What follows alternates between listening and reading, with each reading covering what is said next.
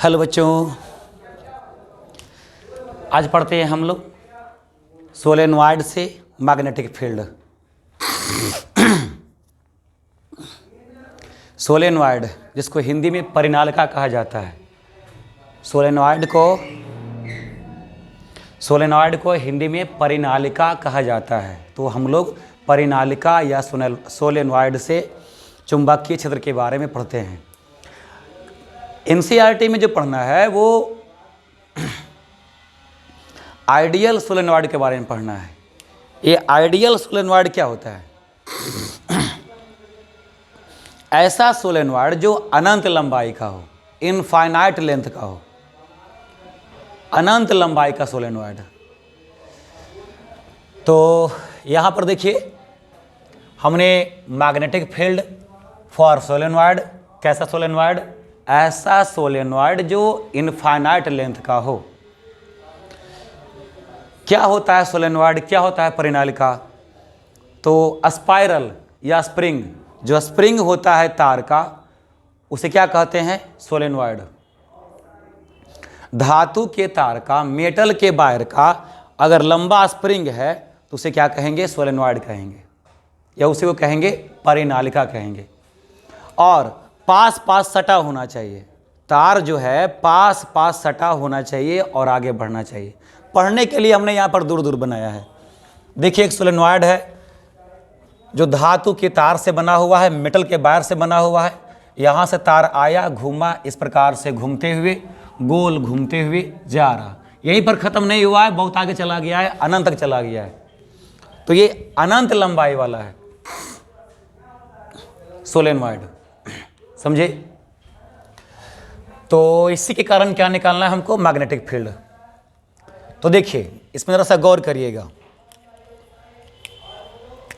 यहां से तार चला और पहले पीछे जा रहा। देखिए, एक्चुअली हम फिगर क्या बनाया है? यहां से तार चला, पीछे गया और नीचे से ऊपर आया, फिर पीछे से नीचे गया, फिर पीछे से नीचे गया, फिर आगे से ऊपर गया, फिर पीछे से नीचे गया। समझ रहे हो? इमेजिन करना पड़ेगा आपको। मेरा जो स्प्रिंग है, मेरा जो सोलेनॉइड है, वो कुछ इस प्रकार से है, इस प्रकार से है, इस प्रकार से है, इस तरह से है। तो आपको ये इमेजिन करना ही पड़ेगा, बहुत जरूरी है, क्योंकि वहां उसके कारण आप करंट का डायरेक्शन निकाल पाएंगे। तो ये आगे से देखो, आगे से ये नीचे की ओर गिरा, फिर देखो यहां से बाहर आया और ऊपर से देखो गिर रहा है। भाई, हमने ऐसा बनाया है, देखो ये हुआ पीछे, इस प्रकार का स्प्रिंग होगा तो ये पोर्शन हो गया पीछे, और इस प्रकार का स्प्रिंग होगा तो ये पोर्शन हुआ आगे। ठीक है? तो स्प्रिंग पीछे की ओर गिर रहा और गिर करके देखो करंट बाहर निकल रहा, फिर ऊपर जा रहा, फिर बोर्ड के अंदर जा रहा, फिर नीचे जा रहा, फिर बोर्ड से बाहर निकल रहा, फिर ऊपर जा रहा, फिर बोर्ड के अंदर जा रहा, फिर नीचे जा रहा। इस प्रकार से करंट चल रहा। तो नीचे में क्या होगा? नीचे में करंट बाहर निकल रहा है बोर्ड से। नीचे में करंट क्या हो रहा है? बाहर निकल रहा है, बोर्ड से बाहर निकल रहा है। तो यहां पर हम लोग क्या लगा सकते हैं? डॉट। जब कोई भी वेक्टर बोर्ड से या कॉपी से बाहर निकलता है तो उसको दिखाते हैं डॉट से। तो इन सभी पर जो है डॉट लगा रहे हैं। किसके लिए डॉट? किसके लिए है? ये सारा का सारा डॉट है करंट का डायरेक्शन के लिए है। ये सब का सब डॉट है करंट के डायरेक्शन के लिए। करंट ऊपर से पीछे गया, नीचे गया, फिर बाहर निकला। यहां पर बाहर निकल रहा करंट, यहां पर बाहर निकल रहा। तो ये जो है ना, वो करंट का डायरेक्शन है। ये सारा डॉट किसका डायरेक्शन है? करंट का डायरेक्शन है। सारा डॉट करंट का डायरेक्शन है कि बाहर निकल रहा है, सब में बाहर निकल रहा है, सब में बाहर निकल रहा है। यहां पर सभी में करंट यहां पर बाहर निकल रहा है। ठीक है? और ये पहले पीछे जा रहा, फिर ये ऊपर जा रहा, फिर देखो यहां पर ऊपर जा रहा, ये पीछे गया, फिर यहां से ऊपर जा रहा, फिर यहां से पीछे गया, फिर यहां से ऊपर आया, फिर यहां से पीछे गया, फिर यहां से ऊपर गया, फिर यहाँ से पीछे नीचे गया, ऊपर गया। इस प्रकार से जो है सोलेनॉइड में करंट फ्लो करता है, बहता है। सोलेनॉइड या टोरॉइड में, सोलेनॉइड में या परिनालिका में। पीछे जाने वाला जो भी है मैं उसको थोड़ा सा गाढ़ा रंग से दिखा देता हूं, है ना। इसको मैं दिखा देता हूं थोड़ा सा गहरा रंग से कि ये सब करंट पीछे से जा रहा। ऐसा हमने मान के चला, आप इसको आगे भी मान सकते हो, ऐसी बात नहीं है, तो सारा कहानी उल्टा हो जाएगा। ऐसा हमने मान लिया कि करंट पीछे से जा रहा।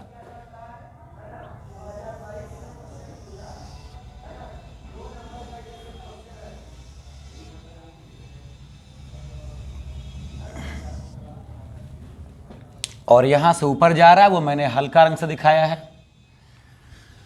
हाँ, तो नीचे से क्या हो रहा है, करंट बाहर निकल रहा है, फिर ऊपर से क्या हो रहा है, बोर्ड के अंदर जा रहा है। तो ऊपर में क्या दिखाएंगे, क्रॉस, ऊपर में दिखाएंगे क्रॉस, ये करंट का डायरेक्शन हो गया।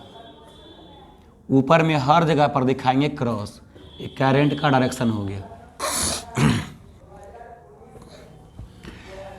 अब इसका नतीजा ये होगा कि जब देखो करंट बाहर निकलेगा, करंट यहां से क्या होगा, बाहर निकलेगा, नीचे के साइड में, सोलेनॉइड के नीचे के साइड में करंट बाहर निकलेगा, फिर ऊपर जाएगा, फिर घूमेगा।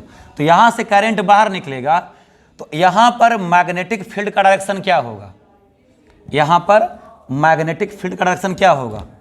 तो करंट के डायरेक्शन में हमको दाहिने हाथ का अंगूठा लाना पड़ेगा।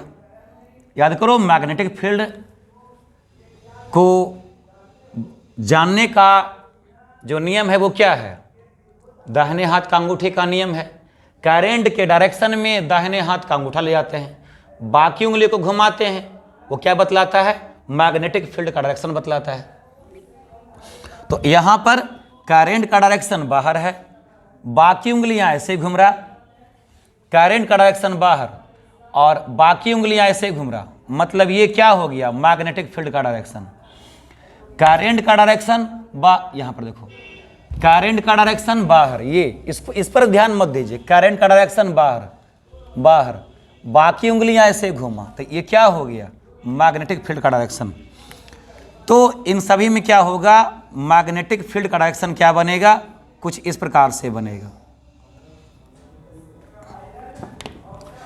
इन सभी में मैग्नेटिक फील्ड का डायरेक्शन कुछ इस प्रकार से बनेगा।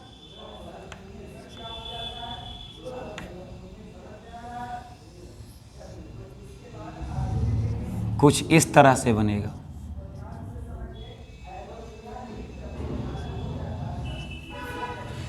सभी में मैग्नेटिक फील्ड का डायरेक्शन कुछ इस प्रकार से बनेगा।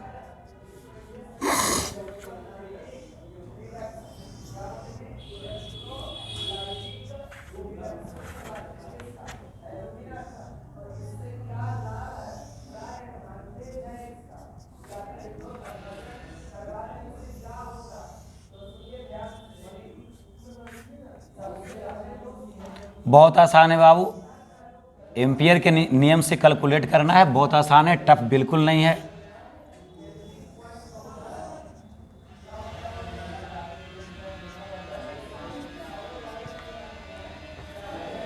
ये होगा, और ऐसा ऐसा केवल एक ही मैग्नेटिक फील्ड नहीं होगा बल्कि इनफाइनाइट होगा, हर किसी से इनफाइनाइट मैग्नेटिक फील्ड बनेगा। ऊपर में क्या होगा, करंट बोर्ड के अंदर जा रहा, तो करंट जब बोर्ड के अंदर जा रहा तो मैग्नेटिक फील्ड का डायरेक्शन इस प्रकार से होगा, मतलब इस प्रकार से होगा। यहाँ पर जो भी मैग्नेटिक फील्ड का डायरेक्शन होगा वैसा होगा।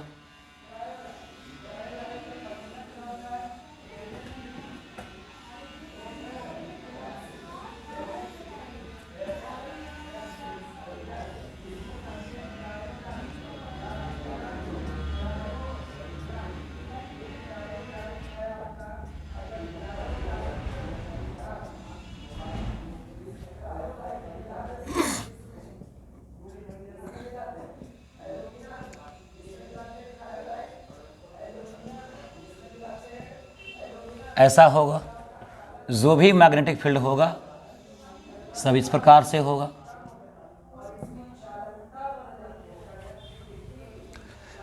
अब इसका नतीजा क्या होगा, इसका नतीजा ये होगा, बाहर में क्या होता है, तो देखो यहाँ पर गौर करना है आपको, सभी में यहाँ पर गौर करना है। देखो ये सेकंड वाला लूप में मैग्नेटिक फील्ड यहाँ पर बाहर निकल रहा, जबकि फर्स्ट वाला लूप में यहाँ पर मैग्नेटिक फील्ड अंदर जा रहा। तो फर्स्ट वाला लूप में मैग्नेटिक फील्ड अंदर जा रहा, सेकंड वाला लूप में मैग्नेटिक फील्ड बाहर आ रहा। दोनों वेक्टर एक दूसरा के अपोजिट हो गया, दोनों ही सदिश एक दूसरा के अपोजिट हो गया। इसके कारण बाहर में मैग्नेटिक फील्ड 0 हो जाता है। यहाँ पर देख लीजिए, थर्ड वाला में मैग्नेटिक फील्ड बाहर निकल रहा ऐसे, सेकेंड वाला में मैग्नेटिक फील्ड अंदर जा रहा है ऐसे। इसका नतीजा यहाँ पर मैग्नेटिक फील्ड क्या हो जाएगा? 0, क्योंकि दो वेक्टर क्या हो गया? अपोजिट डायरेक्शन में। इधर वाला मैग्नेटिक फील्ड, इधर वाला मैग्नेटिक फील्ड दोनों अपोजिट डायरेक्शन में हो जाता है, जिसके कारण यहाँ पर 0। इस प्रकार से सभी में मैग्नेटिक फील्ड बाहर में क्या होता है? 0। हालांकि 100% 0 नहीं होता है, बस कम हो जाता है, बहुत कम हो जाता है। 100% मैग्नेटिक फील्ड बाहर में 0 नहीं होता है, मगर लगभग 0 हो जाता है। यही हाल यहाँ भी होगा। इस लूप में मैग्नेटिक फील्ड यहाँ पर, फर्स्ट लूप में मैग्नेटिक फील्ड यहाँ पर अंदर जा रहा, और सेकेंड लूप में मैग्नेटिक फील्ड बाहर निकल रहा। तो देखो, दो वेक्टर अपोजिट डायरेक्शन में है, इसका नतीजा होगा बाहर में यहाँ पर मैग्नेटिक फील्ड 0, बाहर में यहाँ पर मैग्नेटिक फील्ड 0। इसमें देख लो, इसमें भी देखो, यहाँ पर अंदर जा रहा, इसमें वो ऊपर आ रहा, दोनों वेक्टर अपोजिट डायरेक्शन में है, तो यहाँ पर मैग्नेटिक फील्ड 0। यहाँ पर देख लो, इसका वाला मैग्नेटिक फील्ड बाहर निकल रहा, इसका वाला मैग्नेटिक फील्ड अंदर जा रहा, अपोजिट डायरेक्शन में है, तो हो गया 0। इस प्रकार से कहीं भी आप देखेंगे ना, दो लूप के बीच में दो विपरीत मैग्नेटिक फील्ड है, दो लूप के बीच में अपोजिट मैग्नेटिक फील्ड है, दो लूप के बीच में अपोजिट मैग्नेटिक फील्ड है। इसके कारण क्या होगा कि बाहर में मैग्नेटिक फील्ड लगभग 0 हो जाता है, लगभग 0 हो जाता है। और अंदर में देखते हैं, अंदर में क्या होता है? देखो, इस मैग्नेटिक फील्ड का डायरेक्शन इधर है, इसका भी डायरेक्शन इधर है। अगर हम यहाँ पर देखें तो मैग्नेटिक फील्ड का डायरेक्शन इधर है, यहाँ पर देखें डायरेक्शन इधर है, यहाँ पर देखिए डायरेक्शन इधर है। तो सबका डायरेक्शन क्या होता है? अंदर में क्या होता है? सबका डायरेक्शन एक समान होता है। अंदर में क्या होता है? सबका डायरेक्शन एक समान। नीचे देख लो, नीचे क्या है? नीचे सबका डायरेक्शन एक समान है, सबका डायरेक्शन क्या है? एक समान है। इसका भी देख लीजिए इस प्रकार से है, इसका भी देख लीजिए इस प्रकार से है। सबका मैग्नेटिक फील्ड का डायरेक्शन एक समान है। इसके कारण क्या होता है ना कि सबका सब मैग्नेटिक फील्ड चूंकि सेम डायरेक्शन में होता है, तो सब आपस में ऐड हो जाता है, जुड़ जाता है। ऊपर का मैग्नेटिक फील्ड इधर जा रहा, नीचे का मैग्नेटिक फील्ड भी इधर जा रहा, तो दोनों आपस में क्या हो जाएगा? ऐड हो जाएगा। ऐड हो जाने के कारण जो रिजल्टेंट मैग्नेटिक फील्ड बनता है अंदर में, परिणामी चुंबकीय क्षेत्र जो बनता है अंदर में, कुछ इस तरह से बनता है, इस तरह से बनता है, इस तरह से बनता है।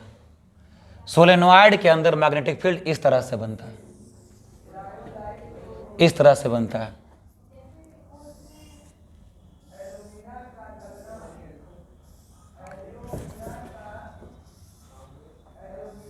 इस तरह से बनता है। सोलेनॉइड के कारण मैग्नेटिक फील्ड कुछ इस तरह से बनता है।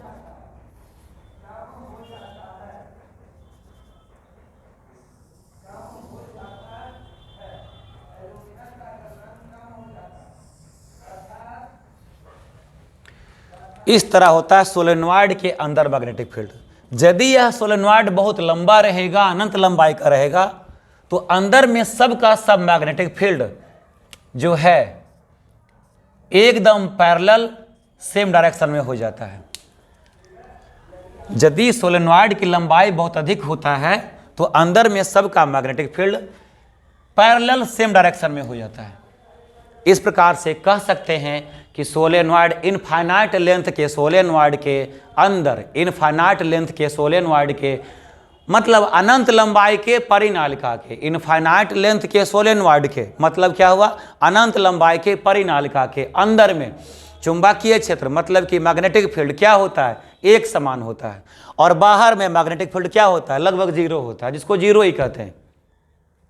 ये दोनों लाइन ऑब्जेक्टिव में बिहार बोर्ड के एग्जाम में आ सकता है कि what is the magnetic field intensity inside the solenoid. Uniform रहेगा, एक समान रहेगा, उसका वैल्यू भी हम निकालेंगे।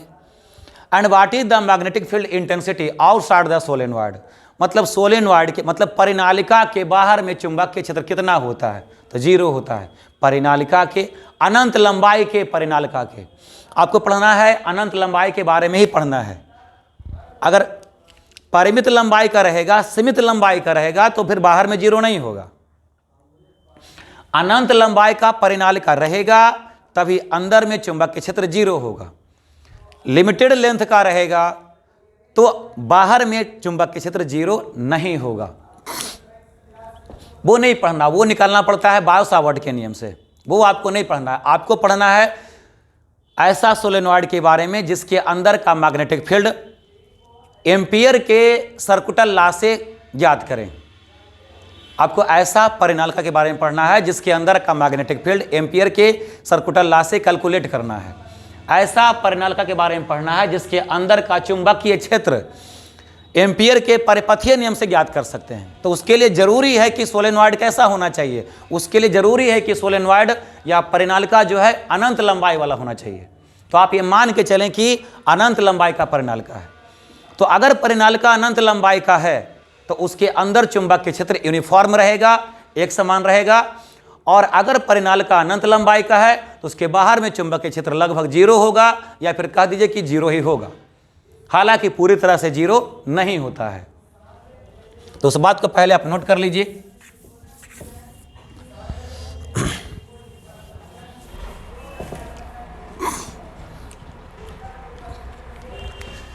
कि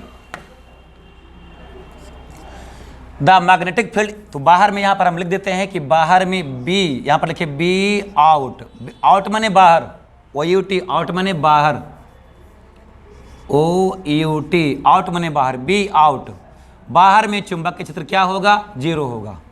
और अंदर में रहेगा यूनिफॉर्म, अंदर में क्या रहेगा, यूनिफॉर्म रहेगा। तो यहां पर आप कह सकते हैं कि magnetic field, the magnetic field intensity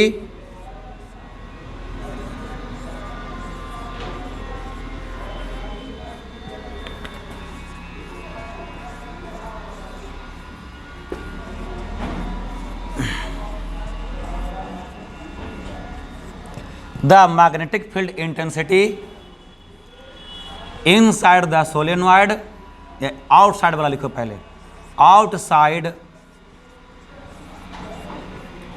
the solenoid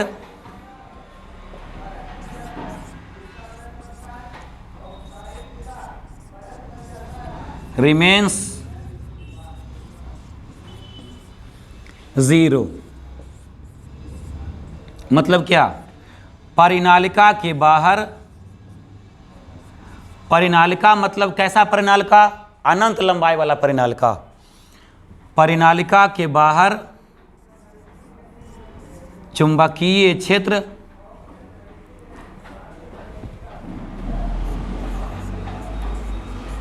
शून्य होता है।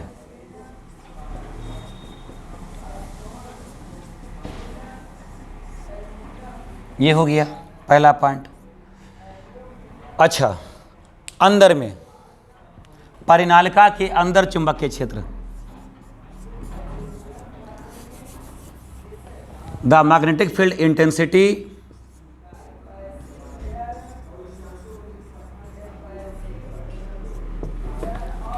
The magnetic field intensity inside the solenoid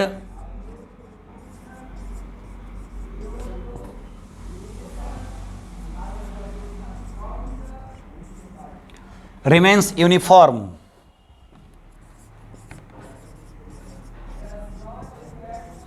remains uniform। मतलब क्या, परिनालिका के अंदर चुंबकीय क्षेत्र की तीव्रता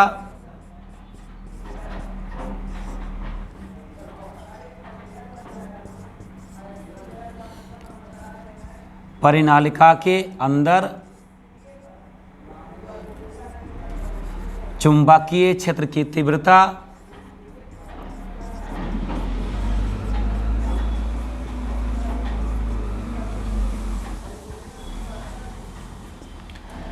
एक समान होता है।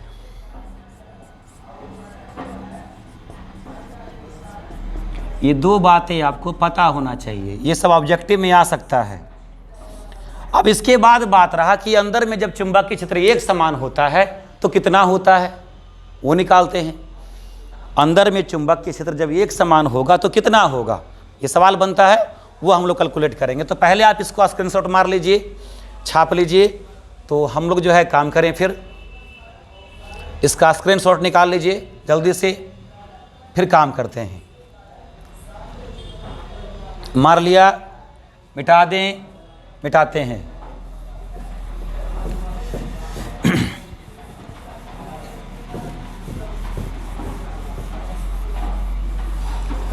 धीरे धीरे मेरी जिंदगी में आना, धीरे धीरे मेरे दिल को चुराना। मैं आपसे कह रहा हूं मेरे भाई, ठीक है। चलिए, कहाँ चलिए, पढ़ने को चलिए। और कहाँ चलेगा यार, और क्या, ठेला पर केला बेचने जाएगा थोड़ी, वो काम किसी और के लिए छोड़ दो। बाद में कोई काम बुरा नहीं होता है। भारत में ही तो समस्या है बेटा, लोग काम को छोटा बड़ा समझते हैं। विदेशियों ने ऐसा नहीं समझा। अब देखो भाई, अंदर में मैग्नेटिक फील्ड यूनिफॉर्म होता है, एक समान होता है। अंदर में चुंबकीय क्षेत्र एक समान होता है, तो कितना होता है, कैसे निकालेंगे? उसको कैलकुलेट करने के लिए ना क्या करते हैं कि जो भी करंट है उसको हम लोग नोट करते हैं। तो फिगर से हम क्या कर रहे हैं, यहाँ पर करंट क्या कहें, मैग्नेटिक फील्ड कैलकुलेट करने के लिए हम केवल ये सब जो है क्रॉस, ये सब सारा क्रॉस और डॉट को रहने देते हैं। ये सारे क्रॉस और नीचे डॉट को रहने देते हैं और बीच से परिनालिका को मिटाते हैं, गायब करते हैं। या फिर इस फिगर को ध्यान में कर लो, ऐसा ही हम बनाते हैं।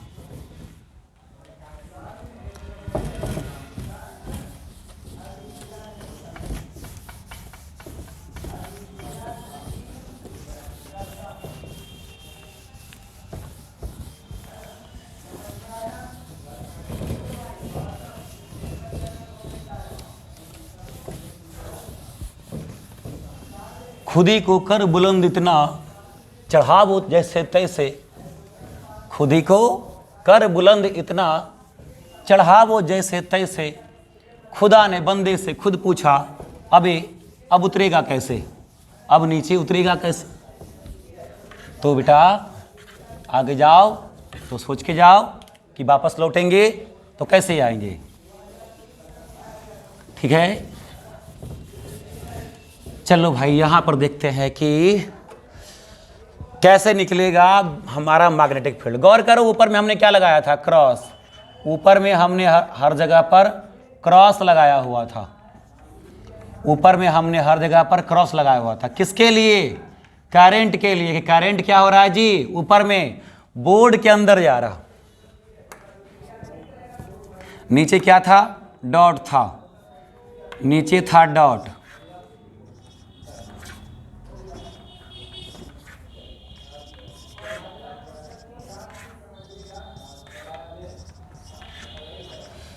और इस प्रकार से इनफाइनाइट तक है। इस प्रकार से डॉट और क्रॉस जो है इनफाइनाइट तक है, क्योंकि परिनालिका हमारा क्या है, अनंत तक है।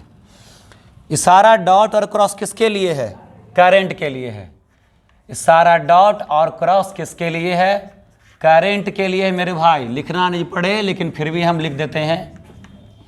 ये सारा डॉट और क्रॉस किसके लिए है, करंट के लिए है।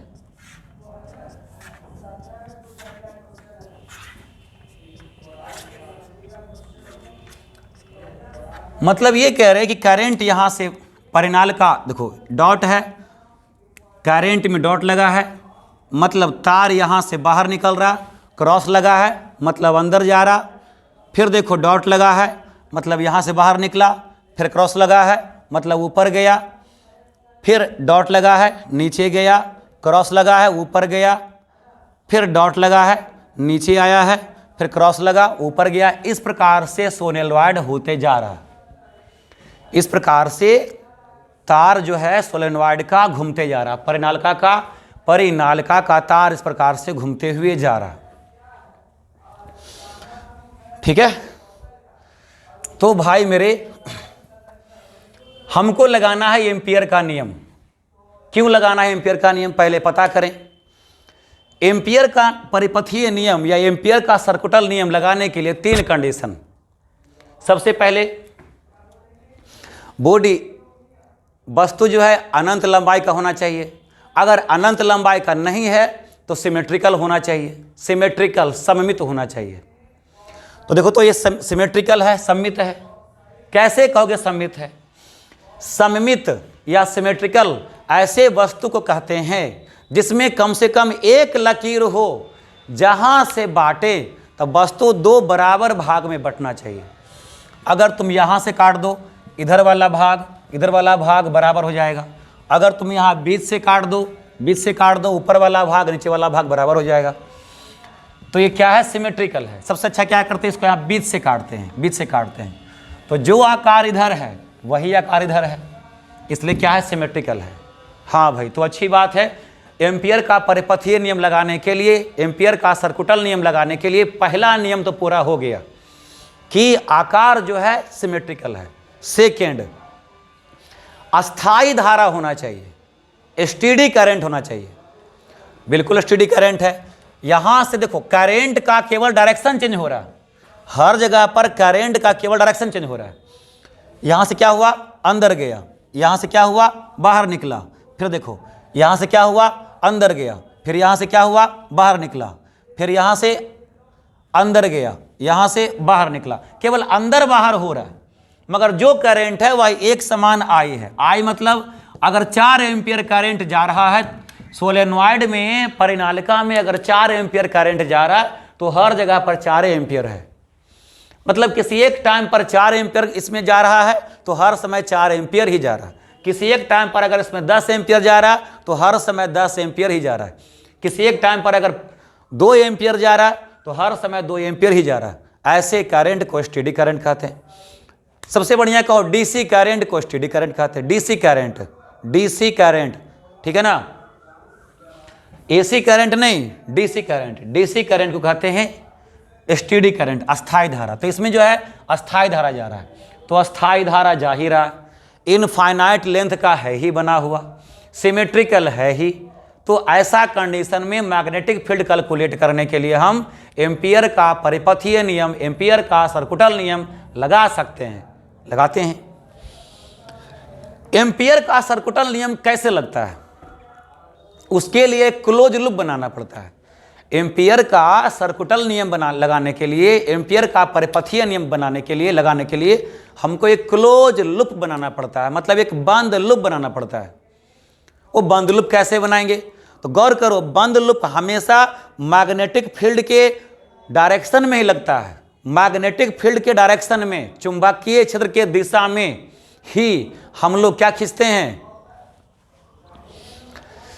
एम्पियर का क्लोज लूप। एम्पियर का क्लोज लूप उसी डायरेक्शन में खींचते हैं जिधर मैग्नेटिक फील्ड जाता है, जिधर चुंबकीय क्षेत्र जाता है। यहां पर क्या था? यहां पर हम लोगों ने तय किया था कि सब चुंबकीय क्षेत्र इधर जा रहा, सब का सब चुंबकीय क्षेत्र देखो ये इधर जा रहा, इधर जा रहा। किसी एक क्रॉस पर अंगूठा रखो, किसी एक क्रॉस पर बोर्ड के अंदर अंगूठा रखो, बाकी उंगली को घुमाओ, इधर की ओर गया। यहां पर देख लो, डॉट पर अंगूठा रखो, बाकी उंगली घुमाओ, इधर गया। डॉट पर अंगूठा रखो, बाकी उंगली घुमाओ, इधर गया। तो इसमें चुंबकीय क्षेत्र सबका सब इधर जा रहा। तो यहां पर क्या करते हैं हम? इधर की ओर, इस डायरेक्शन में हम एक लाइन खींच लेते हैं। चूंकि मैग्नेटिक फील्ड इधर जा रहा तो हम क्या करेंगे? इधर की ओर एक लाइन खींच लेंगे, भाई मैग्नेटिक फील्ड के दिशा में ही तो बनाते हैं हम लोग क्लोज लूप, चुंबकीय क्षेत्र के दिशा में ही क्लोज लूप बनाना पड़ता है, बंद लूप बनाना पड़ता है। तो इसलिए चुंबकीय क्षेत्र इधर जा रहा, तो हम जो है क्लोज लूप बंद लूप बनाने के लिए इधर लाइन खींचा, लाइन खींच लिया। सारा का सारा चुंबकीय क्षेत्र इधर जा रहा, तो हमने जो है क्लोज लूप बंद लूप बनाने के लिए इधर की ओर लाइन खींच लिया। लेकिन क्लोज लूप तो बना नहीं, बंद लूप तो बना नहीं, ये तो खुला रह गया, सीधा लकीर बन गया। क्लोज लूप बंद लूप इसको ना कहते हैं, जो मैंने पिछला वीडियो में बताया।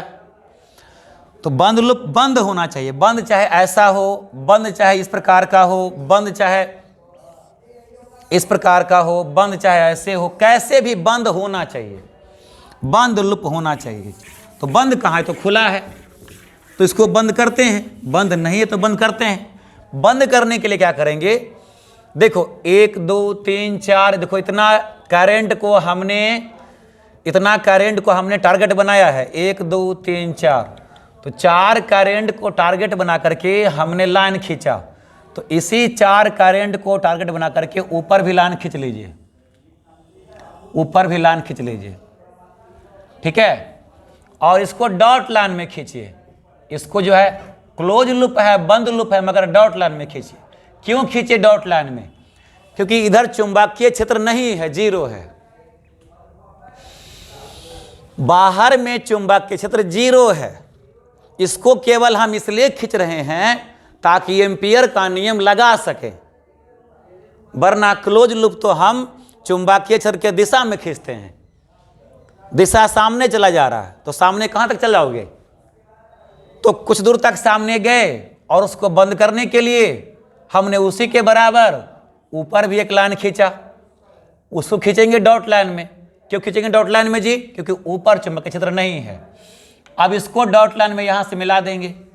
क्यों मिला देंगे यहां से, ताकि मेरा बंद लूप बन जाए। ये लो बंद लूप बन गया, बंद लूप क्लोज लूप बन गया। इसको भी डॉट लाइन से खींचेंगे। क्यों खींचेंगे, ये डॉट लाइन से इसलिए खींचा क्योंकि इस दिशा में कोई चुंबकीय क्षेत्र नहीं है। जो भी चुंबकीय क्षेत्र है सबका सब इस डायरेक्शन में है, सबका सब इस डायरेक्शन में है। तो इधर की ओर हम रखेंगे क्या, रेगुलर लाइन। इधर की ओर हमने क्या रखा, रेगुलर लाइन, समानांतर लाइन। बाकी जो भी लाइन है उस पर चुंबकीय क्षेत्र नहीं है, तो सबको खींच दिया हमने डॉट लाइन से और बंद कर लिया। ये हो गया क्लोज लूप, ठीक है। अब इस बंद लूप के अंदर में जो करंट आया, बंद लूप के अंदर में जो करंट आया, उसी के कारण हम लोग क्या निकालेंगे, चुंबकीय क्षेत्र निकालेंगे। किसके नियम से, एम्पियर के सर्कुटल लॉ से, एम्पियर के परिपथीय नियम से। याद करिए एम्पियर का परिपथीय नियम क्या होता है, यदि कोई करंट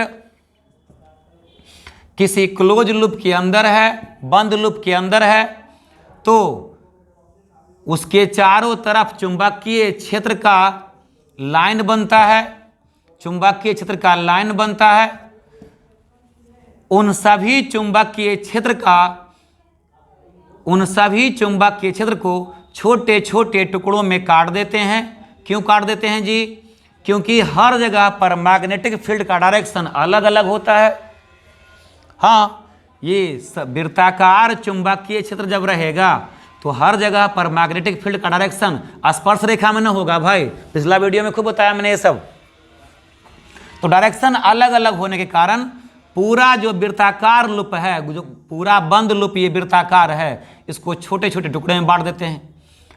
और इन सभी चुंबकीय क्षेत्र का हर छोटा टुकड़ा को क्या कहते हैं, चुंबकीय अवयव बी डॉट डीएल कहते हैं।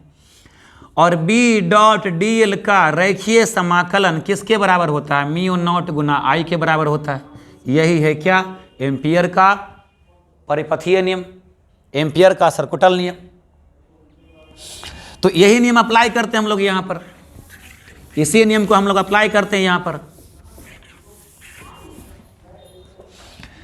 तो नाम दे दीजिए, यहाँ पर नाम दिया ए, यहाँ पर नाम दिया बी, यहाँ पर नाम दिया सी, यहाँ पर नाम दिया डी, ठीक है। अच्छा एक बात और, एम्पियर का परिपथीय नियम लगाने के लिए कौन सा करंट हमारे लिए काम का होता है, वही करंट हमारे लिए काम का होता है जो क्लोज लूप के अंदर बहता है, ये अंदर में आई करंट है। मान लो बाहर में भी एक तार है, उसमें जा रहा है आई डैश करंट है। साथ तुमको उधर दिख ना रहा हो, ये बाहर में एक तार है, इसमें जा रहा है आई डैश करंट। तो बंद लूप के बाहर अगर कोई करंट जाएगा तो उसके कारण एम्पियर का नियम नहीं लगेगा। आपको केवल उसी विद्युत धारा के बारे में सोचना है जो बंद लूप के अंदर में जाता है। बंद लूप के अंदर जाने वाला विद्युत धारा के लिए एम्पियर का नियम क्या है? तो B डॉट dl का रेखीय समाकलन, B डॉट dl का रेखीय समाकलन म्यू नॉट गुना I के बराबर होता है। B डॉट dl का लाइन इंटीग्रेशन जो है म्यू नॉट I के बराबर होता है। तो हमको बाहर के करंट से मतलब नहीं है, केवल क्लोज लूप के अंदर के करंट से मतलब है। ठीक है, तो क्लोज लूप के अंदर कितना करंट है कौन जानता है? हालांकि चित्र में हमने 1 2 3 4 को घेरा है। जरूरी है कि 4 को ही घेरा जाए? जरूरी तो नहीं कि 4 को घेरा जाए।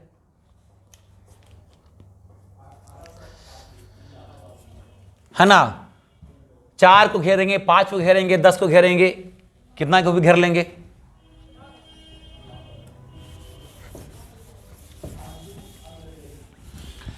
तो मेरे भाई ऐसे में कितना करंट रहेगा?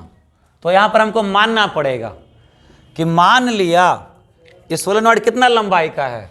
अनंत लंबाई का है। जो सोलेनॉइड है परिनालिका है, अनंत लंबाई का है। ऐसे में अनंत लंबाई में कितना करंट घेरेंगे कोई नहीं पता। तो क्या करेंगे? पहले मानेंगे कि मान लिया कि इसका इकाई लंबाई में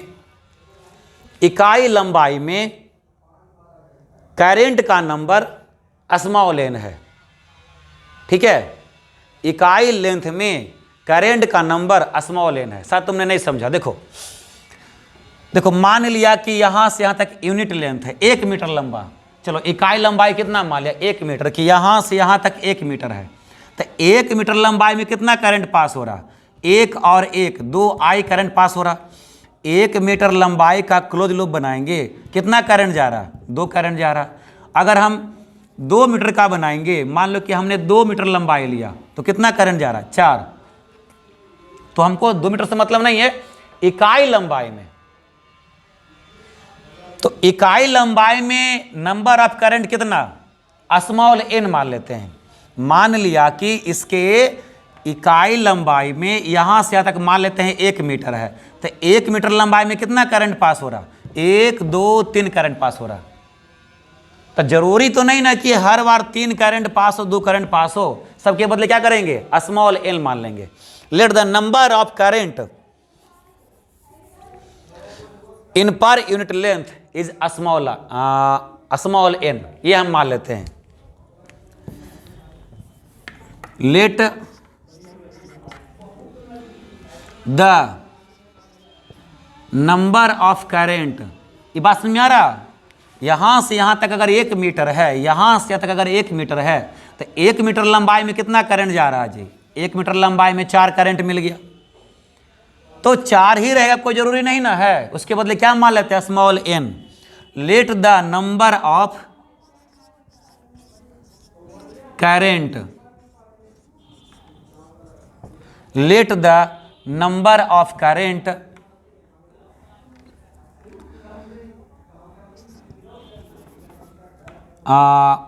in the solenoid, let the number of current per unit length,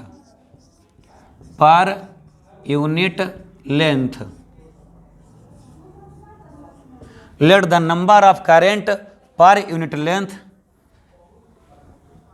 is equal to n मान लिया हमने। ठीक है, late the number of current per unit length is n। तो n क्यों? n i मानो, करंट निकाल रहा है ना, n i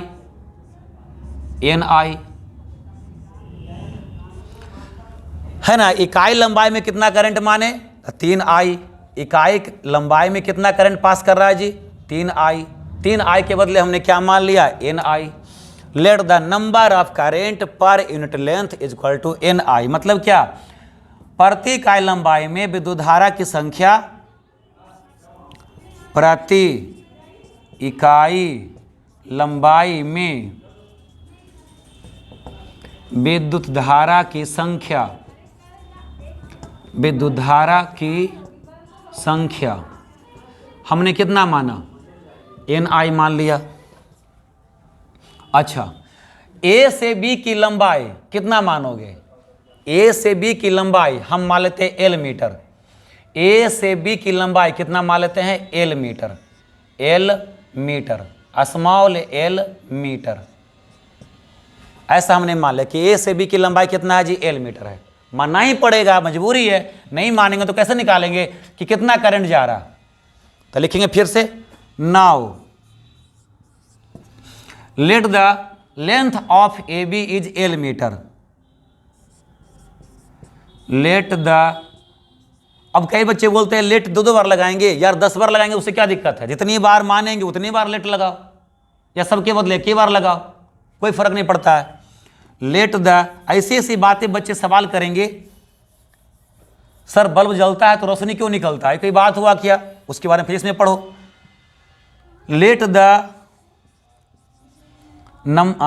let the length of, let the length of A B is equal to L metre, L metre, ऐसा हमने मान लिया। तो भाई इकाई लंबाई में कितना करंट, एन आई करंट, इकाई लंबाई में कितना करंट, एन आई करंट। तो भाई मेरे एल लंबाई में कितना करंट, एल गुना एन आई करंट, इकाई लंबाई में एन आई करंट, तो एल लंबाई में कितना करंट, गुना हो जाएगा, एल गुना N I current. Therefore current in the length L, L लंबाई में कितना करंट होगा भाई, एल गुना एन आई होगा, और वही करंट क्लोज लूप के अंदर होगा। Therefore current inside the close loop, therefore current inside the close loop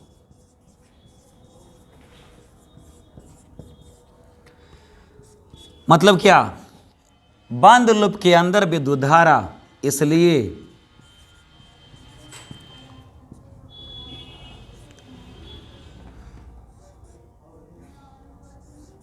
बंद लूप के अंदर विद्युत धारा,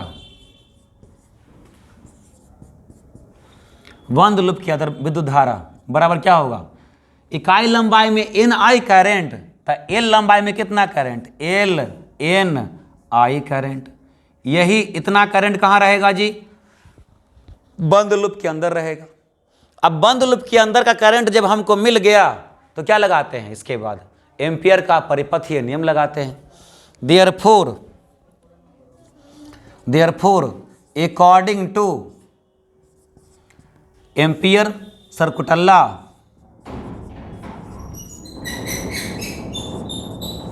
एम्पियर सर्कुटल्ला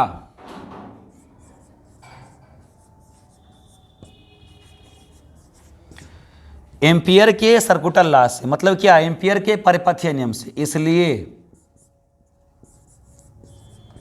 एम्पियर के परिपथीय नियम से,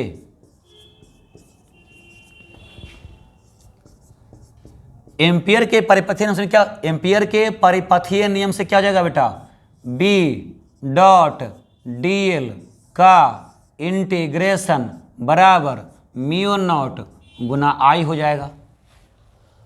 बी डॉट डी एल का इंटीग्रेशन बराबर क्या हो जाएगा, म्यू नॉट गुना आई हो जाएगा। यही नियम होता है। पहले आप यहाँ तक लिख लीजिए, पहले आप यहाँ तक लिख लें या इसको आप स्क्रीनशॉट मार लें, फिर मैं इसको मिटाने वाला हूँ। शुरू करेंगे यहाँ से।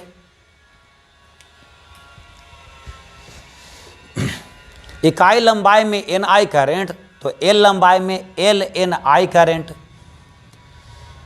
अच्छा यहाँ पर जो है बेटा आई यहाँ पर देखो तो बी डॉट डी एल बराबर म्यू नॉट आई मतलब कौन सा करंट हुआ, कोई एक गो क्या, आई मतलब हो गया क्लोज लूप के अंदर का करंट होता है।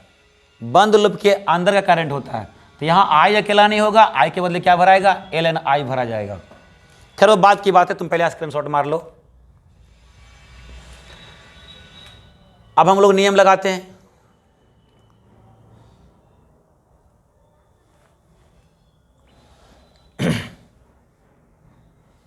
मिटावें इसको।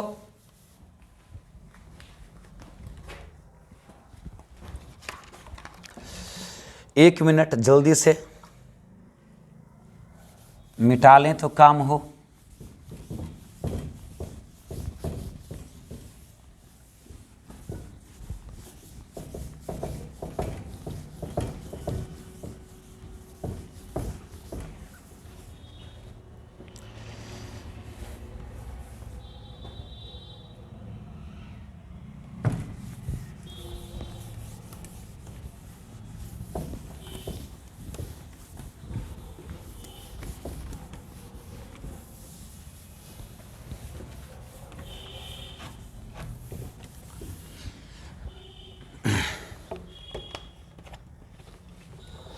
जब हम ये एम्पियर का ये नियम लगाने चलेंगे, बी डॉट डी एल बराबर म्यू नॉट आई, तो यह नियम इस पूरे क्लोज लूप पर लगेगा। और इस क्लोज लूप का नाम क्या है, ए बी सी डी नाम है। तो यह नियम को हम इस लूप पर लगाते हैं, तो क्या लिखेंगे, therefore B dot D L का इंटीग्रेशन कहाँ से कहाँ तक जी, ए बी सी डी बराबर म्यू नॉट आई लिखेंगे। क्योंकि ये देखो, ये इंटीग्रेशन कहाँ से कहाँ तक करना है, ए से लेकर के ए बी सी डी तक करना है, बल्कि मैं तो कहूँ डी से ए तक भी करना है। तो ए बी सी डी ए तक करना है। आ रहा है समझ में। क्लोज लूप कहाँ से कहाँ तक है, ए बी सी डी, अभी एक लाइन बाकी है, तो डी से फिर ए तक, तब ना क्लोज लूप होगा। तो हमको जो लगाना है नियम, A B C D A close loop पर लगाना है। तो लिखेंगे क्या, ए बी सी डी ए, इसी क्लोज लूप पर, इसी बंद लूप के लिए नियम लगाना है। इस नियम को तोड़ो, ये जो नियम है इसको तोड़ो ना मेरे भाई। तोड़ेंगे तो देखो, पहले नियम लगेगा ए से बी तक। पहले नियम कहाँ से कहाँ तक लगेगा, ए से बी तक। तो लिखेंगे क्या, बी डॉट डी एल का इंटीग्रेशन कहाँ से कहाँ तक, ए से बी तक, फिर प्लस, अब इंटीग्रेशन करना है बी से सी तक। तो क्या लिखेंगे, बी डॉट डी एल का इंटीग्रेशन बी से सी तक, बी से सी तक। फिर लिखेंगे इसके बाद बी डॉट डी एल का इंटीग्रेशन सी से डी तक, सी से डी तक। फिर लिखेंगे बी डॉट डी एल का इंटीग्रेशन डी से ए तक, डी से ए तक। ये 4 पार्ट में होगा। रेगुलर नहीं ना है बेटा, तुम अगर सोच रहे हो इसके वाला नियम लगाने के लिए बी डॉट डी एल का इंटीग्रेशन डायरेक्टली एक ही लगा दे नियम, तो ये वाला नहीं लगेगा ना। वो बायोलॉजी वाले को दिक्कत लगता है कि सर पहले तो आप जो निकाले तार में निकाले अंदर, तार में निकाले बाहर, तार में निकाले सतह पर, तो वहां पर तो एक ही बार करते थे इंटीग्रेशन, यहाँ 4 बार कर रहे हैं। इसलिए कर रहे हैं ना क्योंकि जो क्लोज लूप है वो 4 पार्ट में है। क्लोज लूप जो है 4 पार्ट में है, तो इंटीग्रेशन तो चारों पार्ट में अलग अलग ना होगा जी,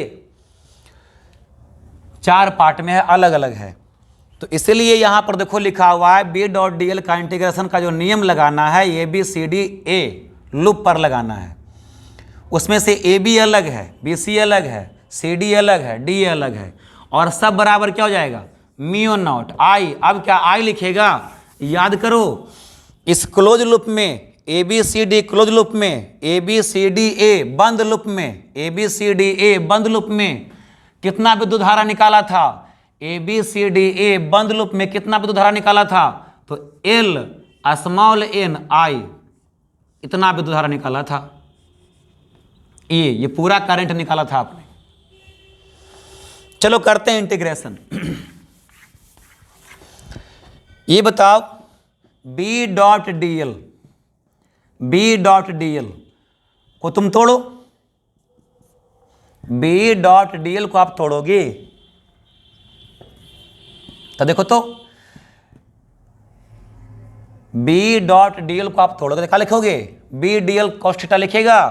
बी भाई मेरे फार्मूला होता है ना जी, vector A dot vector B बराबर क्या होता है, ए बी cos थीटा होता है फार्मूला। तो B dot D L actually यहाँ पर सब में डायरेक्शन लगाना चाहिए तो अच्छा लगता है। ये साइंस के अनुसार जो है, फिजिक्स के अनुसार जब तक डॉट है तब तक सदिश का दिशा हटना गलत बात है। तो बी डॉट डी एल का इंटीग्रेशन करेगा तो ए डॉट बी बराबर क्या होता है, ए बी cos थीटा। तो बी डॉट डी एल बराबर क्या हो जाएगा, B D L cos theta A से बी के लिए। बी डॉट डी एल पर क्या हो जाएगा, B D L cos theta B से सी के लिए। इधर देख लो B D L, B dot D L बराबर क्या हो जाएगा, B D L cos theta C से डी के लिए। बी डॉट डी एल बराबर क्या हो जाएगा, B D L cos theta D से ए के लिए बराबर mu naught L N I. ये हो जाएगा मैथ से। चार लूप में चार भाग है, चारों में हमने कर दिया। अब देखो मैग्नेटिक फील्ड का डायरेक्शन क्या है, इधर है, ये है मैग्नेटिक फील्ड का डायरेक्शन बी, इधर था। अच्छा यहां पर लूप का डायरेक्शन में देखो तो यहां पर जो लूप का डायरेक्शन है, एल मीटर लूप का डायरेक्शन है, वह भी सेम है। चुंबकीय क्षेत्र का दिशा और लूप ए बी का दिशा दोनों सेम हो गया तो कितना डिग्री हो गया, यहां पर हो गया थीटा बराबर 0 डिग्री। दो वेक्टर जब सेम डायरेक्शन में होता है तो थीटा बराबर कितना डिग्री होता है, 0 डिग्री होता है। तो यहां पर क्या भरेंगे, ए से बी के बीच में एल और बी के बीच में 0 डिग्री ना है जी, ए बी के बीच में या ए बी लंबाई में बी और एल के बीच में 0 डिग्री है, दोनों सेम डायरेक्शन में है। तो cos 0 क्या हो जाएगा, यहाँ पर 1। ए से बी के बीच में यहाँ पर कितना हो जाएगा जी, cos 0 1 हो जाएगा। तुम चाहो तो डायरेक्टली यहाँ पर भर सकता था cos 0 डिग्री। जल्दी करने के लिए ना इसमें यहाँ पर डिग्री भर दो। ए से बी के बीच में बी और डी एल, भाई डी एल क्या हुआ बेटा, डी एल ये हो गया, पूरा लंबाई ए बी है, सॉरी पूरा लंबाई ए बी का पूरा लंबाई एल है, उसमें छोटा सा लंबाई क्या होगा, डी एल होगा। तो डी एल का डायरेक्शन और बी का डायरेक्शन दोनों ही सेम है, 0 डिग्री है। तो यहाँ पर हम क्या भर देते हैं, 0 डिग्री। लंबाई मतलब कि भरना टाइम कम लगेगा, cos 0 भर दिया। यहाँ पर देख लो, यहाँ पर डी एल जा रहा है ऊपर, डी एल जा रहा है ऊपर और चुंबकीय क्षेत्र जा रहा है इधर, कितना डिग्री हो गया, 90 डिग्री हो गया। तो बी से सी के बीच में, बी से सी के बीच में डी एल का दिशा ऊपर, चुंबकीय क्षेत्र इधर, कितना डिग्री हो गया, 90 डिग्री। यहां पर क्या भर देते हैं, 90 डिग्री।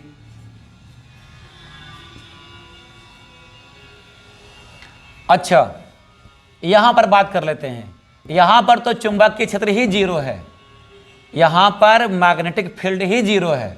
और अगर तुम डिग्री भी भरेगा तो देखो यहां पर लूप जा रहा है इधर, यहां पर देखो लूप गया इधर और फिर यहां से लूप हो जाता है इधर, लूप इधर हो गया।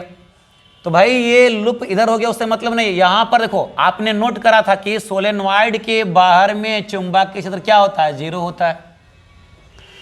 सोलेनॉइड के बाहर में B outside, B outside, B out, out मैंने बाहर, बाहर में चुंबकीय क्षेत्र कितना होता है, 0 होता है। तो सी से डी के बीच में, सी से डी के बीच में चुंबकीय क्षेत्र ही 0 है, तब पूरा वैल्यू 0 हो जाएगा। एडी के बीच में, एडी नहीं D A, D A sorry यहां पर क्या लिखेंगे, डी ए, हाँ डी से ए तक, ठीक तो लिखे थे, डी से ए तक ठीक लिखा हुआ था। तो डी से ए के बीच में भी देखो, डी से ए के बीच में डायरेक्शन है नीचे, डायरेक्शन यहां पर क्या है जी, नीचे है, नीचे की ओर दिशा है। और यहां पर जो है डीएल का दिशा नीचे है और चुंबकीय क्षेत्र इधर है, तो फिर से कितना डिग्री हो गया, 90 डिग्री। तो यहां भी भर दो 90 डिग्री। अब इसको हल कर दो, आंसर आ गया। और क्या, क्लियर है। सभी चुंबकीय क्षेत्र इधर, ए बी में एल भी इधर, सेम डायरेक्शन में, तो 0 डिग्री। बी सी के बीच में एल ऊपर, चुंबकीय क्षेत्र इधर 90 डिग्री। ऊपर में चुंबकीय क्षेत्र ही 0 है, यहां पर 0 भरने वाले हैं हम, ये 0 है ना। यहां पर बी का वैल्यू क्या है, 0 है। यहां पर बी का वैल्यू क्या है बेटा, 0 है। अच्छा, डी से ए के बीच में डीएल का लंबाई नीचे, चुंबकीय क्षेत्र इधर, 90 डिग्री हो गया, भर दिया। काम करो, cos 0 1 होता है, cos 0 1 होता है, तो यहां पर बच गया बी डीएल का इंटीग्रेशन ए से बी तक। cos 90 0 होता है, तो यह वैल्यू 0 हो गया, खत्म हो गया। यहां पर देखो तो चुंबकीय सी से डी में चुंबकीय क्षेत्र ही 0 है, तो यह वाला भी 0 हो गया। यहां पर cos 90 है, यह वाला भी 0 हो गया। तो बचा क्या, बी डी एल का इंटीग्रेशन ए से बी तक, और उसका वैल्यू किसके बराबर, म्यू नॉट एल एन आई के बराबर। इसी को सोल्व करेंगे, अपना आंसर आ जाएगा। तो पहले आप यहां तक स्क्रीनशॉट मार ले बाबू, फिर हम इसको मिटा दें।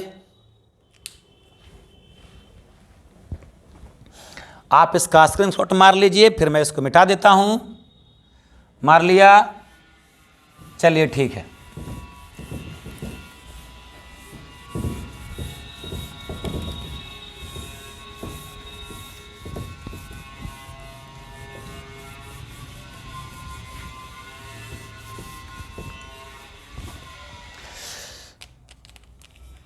अब इसको आगे बढ़ते हैं। बी तो कांस्टेंट है, चुंबकीय क्षेत्र हर जगह पर एक समान है, कांस्टेंट है, तो कांस्टेंट है, उसको बाहर कर लेते हैं। इसके बाद यहां से लिखते हैं, तो कांस्टेंट को हम बाहर कर लेते हैं। बचा क्या, डीएल का इंटीग्रेशन कहां से कहां तक, ए से बी तक, बराबर म्यू नॉट एल एन आई। डीएल का इंटीग्रेशन ए से बी तक, ए से बी तक इंटीग्रेशन करोगे तो कुल कितना लंबाई है, ए से बी तक कुल लंबाई एल है। तो यहां पर बी डीएल का इंटीग्रेशन करोगे ए से बी तक कुल लंबाई निकलेगा एल, बी एल बराबर म्यू नॉट एल एन आई। एल से एल कैंसिल हो गया, तो क्या बचा, क्या बचा, बी बराबर mu not small N I. ये हो गया चुंबकीय क्षेत्र सोलेनॉइड से मतलब कि परिनालिका से। तो परिनालिका से चुंबकीय क्षेत्र कितना निकल के आया, म्यू नॉट एन आई। अब इसमें म्यू नॉट क्या है, जहां मतलब कि भेयर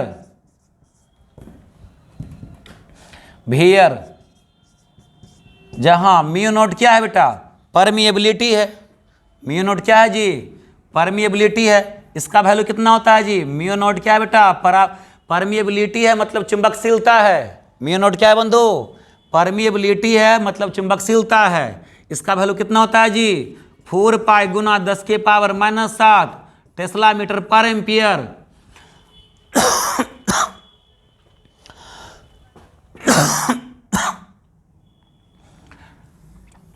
म्यू नॉट बराबर स्मॉल एन क्या हुआ बेटा, number of current per unit length. Small N क्या था बेटा, नंबर ऑफ करंट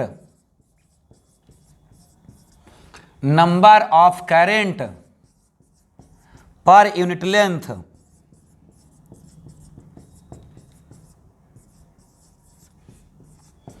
मतलब इकाई लंबाई में धारा की संख्या।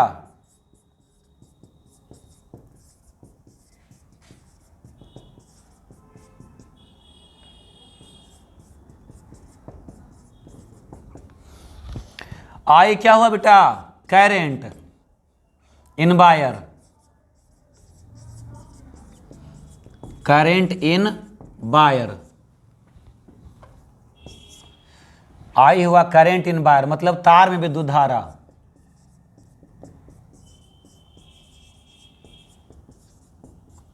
ठीक है, तो ये हो गया, याद रखिए, बहुत काम आएगा आगे हम लोग को। प्रेरकत्व, इंडक्टिव निकालने में काम आएगा ये। ठीक है, थैंक यू पहलवान, इतने देर देखा, आपको अच्छा लगा। नहीं समझ में कुछ आया तो मेरे को बताओ, बड़ा सिंपल था, बहुत टफ था नहीं। पढ़ते रहो, मस्त रहो बेटा, आपकी जय हो।